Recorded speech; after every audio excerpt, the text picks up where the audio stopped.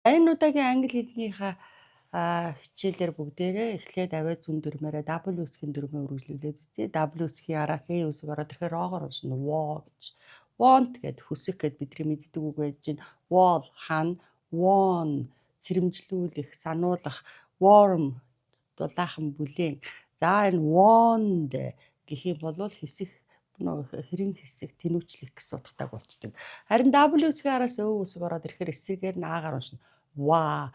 Ер нь W үсгнүүд нь тарагдах юм бол уруул урагшаа эцээ тулдаа цорвоож өгдгөө. Жишээ нь одоо энэ wand гайхах. Мөн үү? За тэг гайхамшиг гэх юм бол энэ хоёр өөрөөр хэлж шв. Wand хэсэх, wand гайхах. Wonderful гайхамшигтай тэмдэг нэр болж байна. One гэдэг нь хоцсон ялсан гэсэн үг. Win гэдэг үгний өнгөрсөн цаг нь. Гэтэл W үсгийн араас Ö үсэг ороод R үсэг ороод ирэх юм бол Өө гэдэг аваар уншиж. Wөө гэж. Word үг, world дэлхий, work ажиллах.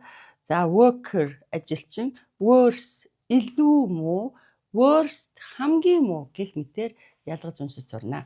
За тэгэхээр одоо хилцүү хэсгээрээ бүгдээрээ эхлээд this-то болон үндсэн тоогоо одоо 1-ээс 12 хүртэл тоолзуурна. За үндсэн тоо гэвэл одоо 1 2 3 4 гэх тийм үү? 1 2 3 4 5 6 7 8 9 10 11 12 гэж.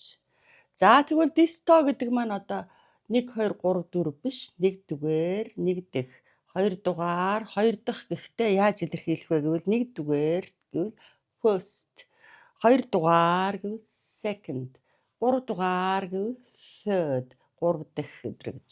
За 4-өөс эхлээд үндсэн тоо дээр TH гэдэг төгсөл залгаад сэгдэг үсээр уншиж чинь. Fourth, 4 дугаар fifth, 5 дугаар sixth, 6 дугаар seventh, 7 дугаар 8th, 8 дугаар 9th, 9 дугаар 10th, 10 дугаар 11th, 12th гэх мэтээр. За тэгэхээр одоо дараагийнхаа сэдвэр бол бүгдээрээ days of a week буюу гаригуудыг яаж нэрлэдэг юм бэ гэдгийг одоо энэ 7 өгүүлбэрээр үзье. 3 days ago, 3 өдрийн өмнө it was Monday. Даваа гараг байсан.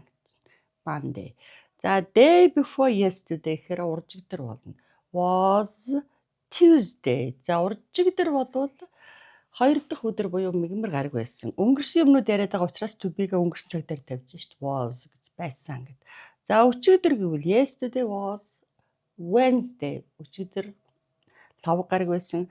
Өнөөдрийн юм ярьж байгаа учраас was гэж болохгүй is гэх юм шít.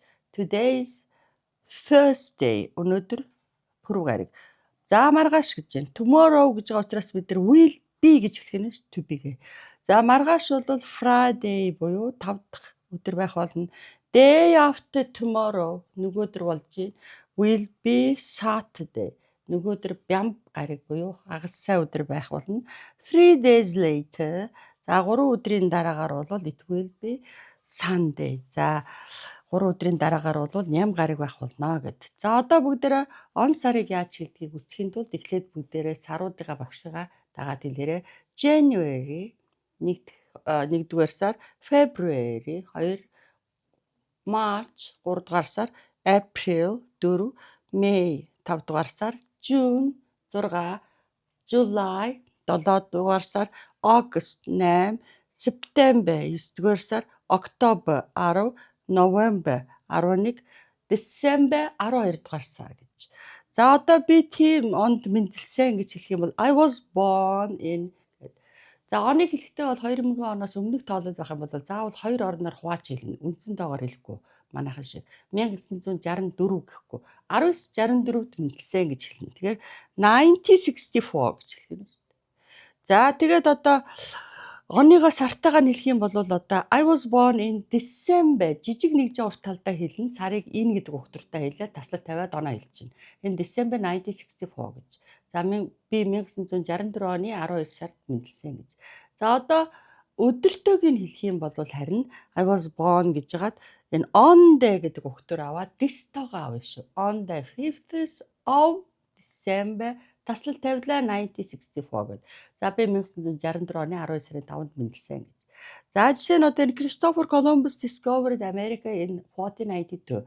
Christopher Columbus 1492 онд Америк твийг нээсэн.